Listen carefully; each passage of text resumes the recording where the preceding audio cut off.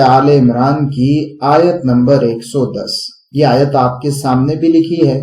پہلے ہم اس کا لفظی ترجمہ دیکھ لیتے ہیں اور پھر اس کی مختصر سی تفسیر بھی دیکھ لیں گے.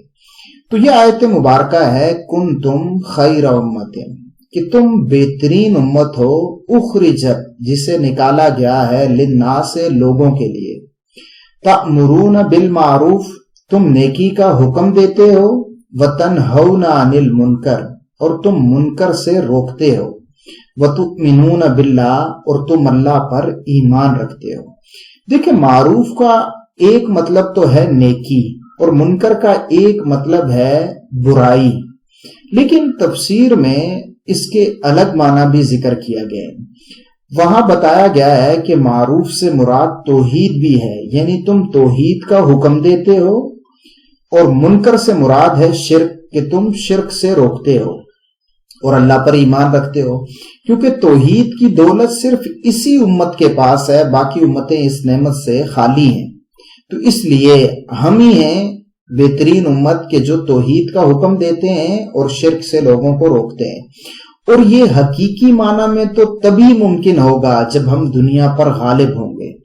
اس لیے ہمیں ہر اس دعوت، ہر اس تحریک، ہر اس کتاب، ہر اس مقرر کا ساتھ دینا چاہیے جو دین کو غالب کرنے کی کوشش میں لگا ہوا ہے. کیونکہ جب دین غالب ہوگا تو ہم توحید کا حکم دے سکیں گے اور شرک سے روک سکیں گے. جب ہم خود ہی مغلوب ہیں تو ہم کیا کر سکتے ہیں؟ ایک معنی تو یہ ہو گیا. دوسرا معنی یہ ہے کہ تم نیکی کا حکم دیتے ہو اور برائی سے روکتے ہو.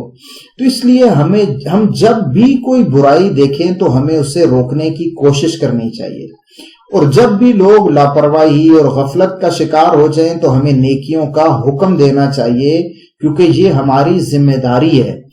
اور بعض علماء نے فرمایا کہ جب یہ تین شرائط پائی جائیں گی تبھی یہ امت بہترین امت ہوگی، اور اگر یہ تینوں شرائط یا ان میں سے کوئی ایک بھی اس میں سے کم ہو جائے گی تو وہ بہترین امت نہیں قرار پائے گی. اگر ہم اس کو یوں کہیں تو شاید یہ زیادہ مناسب ہوگا کہ جو فرد ان تین شرائط کو پورا کرے گا وہ بہترین امت کا فرد ہوگا، اور جو ان تین چیزوں کو فالو نہیں کرے گا اور یہ تین شرائط جس میں نہیں پائی جائیں گی وہ بہترین امت کا فرد نہیں قرار پائے گا.